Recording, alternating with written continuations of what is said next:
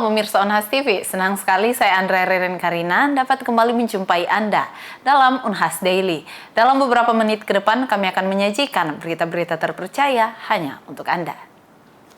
Pemirsa, sejarah mencatat bahwa suku Bugis Makassar dikenal dengan tradisi yang mengerikan, yaitu si Tobo Lalang Lipa atau si Gajang Lipa, yang menjadi jalan keluar dari suatu masalah yang sudah tidak bisa lagi untuk diselesaikan. Lantas, apakah hal tersebut masih relevan dilakukan hingga saat ini?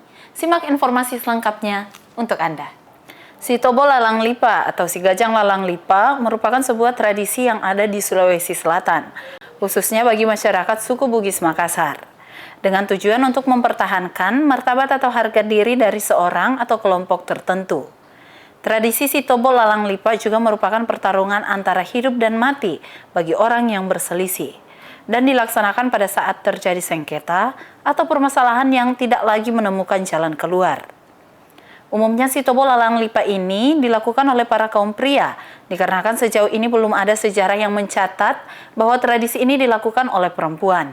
Ciri khas dari pertarungan si Tobo Lalang Lipa sendiri adalah menggunakan badik sebagai alat untuk bertarung dan sebuah sarung yang menjadi pagar untuk kedua orang yang sedang berselisih.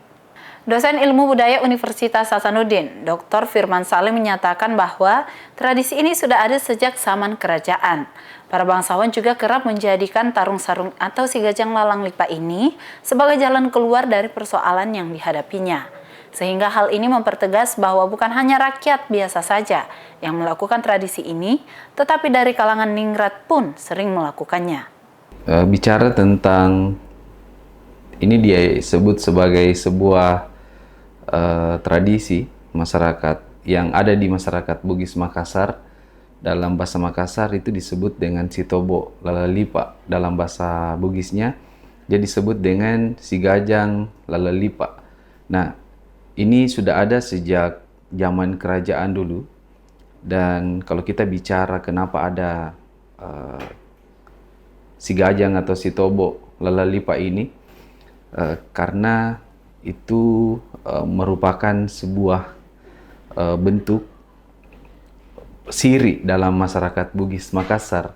Jadi puncak atau jalan terakhir yang dilakukan untuk menjaga siri martabat harga diri masyarakat Bugis Makassar itu dengan menempuh jalur itu, dan ini merupakan jalan terakhir bagi mereka. Nah, adanya masalah yang tidak memiliki jalan keluar atau yang orang sebut itu sudah buntu, tidak ada lagi kesepakatan, tidak ada jalan yang ditempuh, maka jalan terakhir satu-satunya adalah si Gajang Lalang Lipa. Dan ini persoalan siri, bukan saja hanya harga diri, tapi ini adalah pertarungan nyawa antara pihak yang satu dengan yang lain. Biasanya ini terjadi karena sengketa atau permasalahan yang begitu rumit dan tidak mendapatkan jalan keluar, sehingga jalan terakhir yang ditempuh adalah si Gajang Lalang Lipa. Tarung sarung ya, yang kita sudah melihat, sudah dibuat dalam bentuk film karya ya. Tarung sarung atau si Gajang si Tobo Lalang Lipa. Semua masyarakat baik Bugis maupun Makassar, laki-laki itu masing-masing memiliki badik ya, badik, dan itulah yang digunakan dalam si Tobo Lalang Lipa ini. Ini hadir di zaman kerajaan, mulai di zaman kerajaan dijelaskan dalam beberapa tulisan bahwa tradisi ini bukan hanya dilakukan oleh masyarakat biasa saja, tapi pernah ditempuh oleh kaum bangsawan, di mana ada sengketa atau ada permasalahan yang terjadi, tidak ada jalan yang tidak ada jalan lain Nah, jalan terakhir yang ditempuh adalah si Gajah Lalalipa ini. Dan itu hanya ada di sini, Sulawesi Selatan. Dr. Firman Saleh juga menyampaikan bahwa yang menjadi pemenang dalam pertarungan ini adalah orang yang tidak bersalah dalam suatu permasalahan yang sering terjadi. Ia juga menyebut bahwa tradisi ini telah hilang karena adanya hukum yang berlaku di Indonesia, bahkan cara tersebut sudah tidak relevan lagi untuk dilakukan dalam menyelesaikan suatu perkara atau masalah saat ini.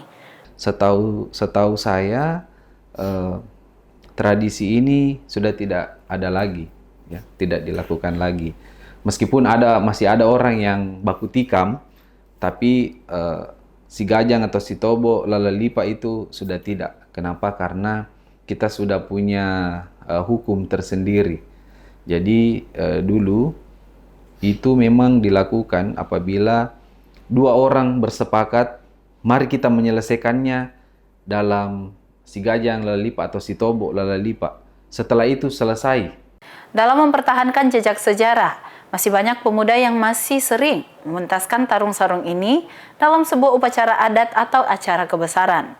Hal ini dilakukan hanya sebatas pertunjukan biasa, tanpa melukai atau bahkan menyebabkan salah satu petarung meninggal dunia. Andrea Ririn Karina, Muhammad Saiful, Unhas TV. Pemirsa, tak hanya pencemaran polusi udara dengan bau yang menyengat dirasakan masyarakat sekitar TPA Antang. Namun, permasalahan utama yang memprihatinkan adalah akses air bersih. Berikut informasi selengkapnya untuk Anda. Beginilah kondisi tempat pembuangan akhir TPA Antang yang berlokasi di wilayah Bangkala, Kecamatan Manggala Antang atau 15 km dari pusat kota Makassar. TPA ini memiliki luas lahan sekitar 14,3 hektar dari tahun 1993 hingga 2014. Sementara tahun 2015 bertambah menjadi 16,8 hektar akibat dari peningkatan volume sampah di kota Makassar. Berdasarkan hasil laporan, saat ini sampah yang masuk sekitar 600 truk per harinya. Menjadi pusat pembuangan sampah di kota Makassar, rupanya TPA Antang menimbulkan sejumlah permasalahan bagi masyarakat. Jika menganggap bahwa polusi udara dengan bau menyengat adalah permasalahan utama, ternyata bukan. Masyarakat mengakui bahwa permasalahan utama yang dirasakan adalah masih sulitnya akses air bersih. PDAM menjadi sumber air utama bagi masyarakat di sana. Sementara tidak semua warga memiliki saluran PDAM di rumahnya. Seperti halnya oleh nama, salah satu warga TPA Belakang Somel Kayu mengatakan untuk memperoleh air bersih, dirinya harus menumpang di masjid dan antri dengan warga lainnya menggunakan saluran selang. Kata nama, sulitnya akses pipa induk menjadi alasan dirinya tidak memiliki PDAM pribadi di rumahnya. Sementara jika ingin menumpang di rumah warga, tagihan pembayaran jauh lebih mahal dibandingkan dengan menumpang di masjid, yakni 100.000 berbanding 30.000. Susah, karena tidak ada kodam pipa induk masuk di sini di anuta kita di daerah sini di belakangnya Somel. Jadi lewat masjid jakit didapat air bersih kodong. Iya. Itu cara aksesnya itu bagaimana? Dan lewat silam disambung ke rumah jadi berapa jam. Kalau misalkan 2 jam ke rumahnya orang, di saya 2 jam, baru ke sini 2 jam, berganti-ganti ki. Artinya tidak ada waktu ini ya Bu, misalnya jalannya tuh hanya di jam segini sampai jam segini, tidak ada juga. Sekarang ya tidak ada. Dulu tuna gini 2 minggu yang lalu selama puasa orang dia kalau sahur mi orang pergi maki ambil kodong sudah jam 5 mi itu mati mi. Ndak jalan mi malam bisa dek. Tapi ini dari mak melapor mi baik mi. Jalan terus. Iya, tapi tidak dibilang lancar, tapi sedikit kecil, iya. Tapi masih kenapa Bu ini tidak pakai masyarakat di sini tidak pakai misalnya sumur bor atau menggali bor? Iya, pergi kalau bikin ke sumur bor atau sumur berbau tangirna. Jadi itu mi kodona ada kodong masjid di situ dikasih numpang ke hidup di lewat masjid ka kodong. Karena kalau di warga di atas ki menyambung ke sini mahal dibayar kah ke rumahnya orang itu. Misalkan yang di atas sini tidak susah air, iya. Kada ji masuk pipa induk lewat di sini. Jadi kalau kita menyambung ke situ di rumahnya orang 100.000 kodok dibayar per bulan. Jadi itu kodok mana belanjaan anak-anak kah? Iya. Kalau dari masjid? Kalau dari masjid kodong 30.000 kan masjid ji. Kalau ada itu kodok sisana itu dari 30.000. Nah 10 orang itu biasa. Kada tong kodong biasa minta. Jadi ku kasih ki. Nah ada lebihnya itu ku kasih di masjid kah? Begitu ji kodong. Sementara air sumur POR tidak bisa diandalkan karena kualitas airnya yang buruk, berwarna hitam dan berminyak. Ini mungkin akibat dari proses penimbunan sampah secara berangsur, sehingga menghasilkan masalah berupa cairan lindi yang dapat merembes ke dalam tanah dan menyebabkan menurunnya kualitas air tanah di sana. Lindi ini mengandung zat berbahaya seperti logam berat yang bisa mengancam kesehatan. Namun, di sisi lain, keberadaan TPA Antang ini juga menjadi sumber mata pencaharian bagi sebagian warga setempat. Seperti Husniar, warga kampung Bugis ini rutin mengunjungi TPA setiap hari untuk mengumpulkan sampah yang dapat dijual kembali. Kegiatan ini telah dilakukannya kurang lebih dari 4 tahun. Husniar bekerja mulai jam 7 hingga 4 sore dengan penghasilan tak menetap mulai dari 50 hingga 100.000 tergantung dari jumlah sampah. Akan tetapi, warga kampung Bugis ini juga tetap mengalami kesulitan akses air bersih. Husniar mengakui meski dirinya memiliki PDAM pribadi, tetapi air hanya bisa mengalir pada dini hari, sekitar jam 24 atau pukul 12 waktu Indonesia Tengah hingga pukul 3 pagi. Bahkan biasanya pada hari Minggu tidak mengalir sedikit pun. Lama ada 4 tahun. Iya. Itu kalau boleh tahu itu dalam sehari Ibu start dari jam berapa sampai jam berapa? Jam 7 sampai jam 4 sore. Itu biasanya ini dapat untungnya berapa? Kadang-kadang sih kalau lagi banyak plastik 100, biasa 70, 50 per hari. Jadi tidak tertentu itu. Iya, enggak tentu. Ini menjadi pencarian Ibu Iya, pekerjaan utama. pekerjaan utama. Tapi katanya di sini juga cukup terkendala air untuk air bersih. Iya, terkendala sekali karena tengah malam baru jalan itu pun kodong tak 3 jam ji, tak 2 jam ji. Tengah malamnya itu dari jam berapa? Dari jam 12 sampai jam 3 subuh. Mati itu tak 3 jam ji. Jadi harus dipantau. Kadang-kadang kalau hari Minggu enggak jalan sama sekali. Kenapa di sini tidak menggunakan air bor atau air sumur?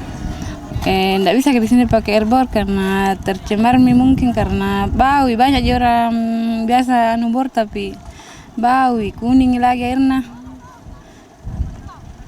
Jadi, ini kalau bau sampah mungkin tidak terlalu dipermasalahkan. Iya, karena biasa mau kita. Kecuali dengan memang airnya. Iya, airnya susah di sini. Kalau susah air ini itu sejak mulai kapan itu? Dari lama Itu belum ada dari pemerintah. Nggak ada. Dari sampai sekarang. Nggak ada. Husniar dan Nama berharap agar pemerintah segera mencari solusi atas permasalahan yang mereka alami. Mewakili warga lainnya, keduanya berharap agar pipa induk PDAM segera bisa masuk di wilayah yang masih sulit diakses dan segera adanya PDAM gratis dari pemerintah. Zulkarnain, Nuri Nurhayati, Unhas TV. Selama ini Charles Darwin dikenal sebagai bapak teori evolusi. Teori evolusi Darwin juga dikenal dengan teori seleksi alam. Teori ini mengandung 2 pemahaman, yaitu bahwa spesies sekarang berasal dari spesies terdahulu dan terbentuknya spesies sekarang karena seleksi alam. Namun hal inilah yang membuat Darwin menjadi salah satu ilmuwan yang paling sering disalahpahami karena kontroversi pernyataannya yang menyatakan manusia berasal dari kera. Lantas, apakah hal tersebut benar? Simak informasi selengkapnya untuk Anda.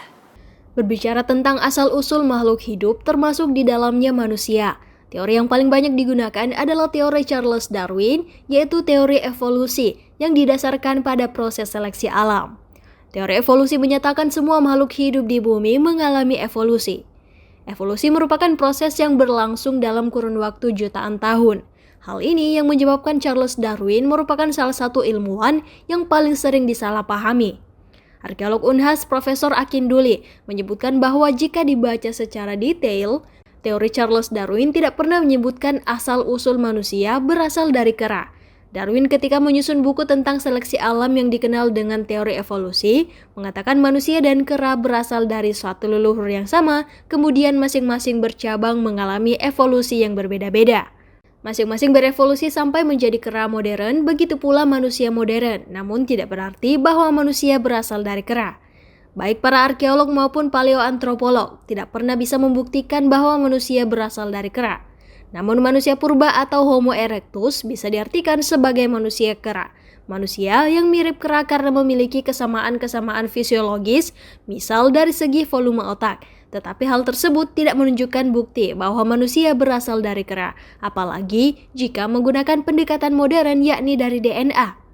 Di awal abad 19 muncul teori Charles Darwin di Eropa, banyak disalahpahami oleh masyarakat khususnya ajaran Kristen Ortodoks. Lalu kemudian kaum teologi mempertajam tuduhan mereka terhadap Charles Darwin bahwa Darwin menyatakan manusia berasal dari kera. Padahal hal tersebut tidaklah benar. Dia menegaskan bahwa sebenarnya adalah manusia kera dan sejenisnya berasal dari proses evolusi dengan dasar leluhur yang sama. Nah, inilah yang kemudian banyak ditulis di buku-buku. Dikutip orang dalam pendapat-pendapat seperti ini bahwa katanya Charles Darwin mengatakan manusia itu berasal dari kera. Padahal sesungguhnya kalau kita baca buku aslinya itu tidak ada satupun menyebut seperti itu. Ya, nah ini kemudian kan berkembang terus. Ya, bahkan kemudian ada juga ilmuwan yang mengutip itu. Seakan-akan itu kemudian menjustifikasi bahwa betul-betul seperti itu. Padahal ya saya juga awalnya seperti itu, percaya dengan misalnya buku-buku yang kita baca selama ini, ya bahkan begitu banyak buku teologi yang menceritakan tentang hal seperti itu, yang sesungguhnya dia tidak berdasar. Jadi kalau menurut saya para ilmuwan yang betul-betul mempelajari itu, ya tidak akan menggubris perbincangan yang mempertentangkan hal seperti itu, karena kita yakin itu kan itu bukan perbincangan akademik yang sesungguhnya. Selain itu dilansir dari Detik Jabar, arkeolog Universitas Indonesia Ali Akbar mengatakan narasi manusia berasal dari kera awalnya adalah karikatur satir di Inggris untuk menyindir Darwin. Karikatur bergambar Darwin berbadan kera adalah buatan majalah satir The Hornet. Karikatur buatan tahun 1871 ini sukses membuat orang sedunia percaya kalau Darwin mengatakan manusia berasal dari kera. Rahmatia, Unhas TV. Baik pemirsa, berita tadi sekaligus menutup perjumpaan kita hari ini. Terus saksikan Unhas Daily hanya di Unhas TV. Saya Andrea Ririn Karina mewakili kru yang bertugas. Pamit undur diri dan sampai jumpa.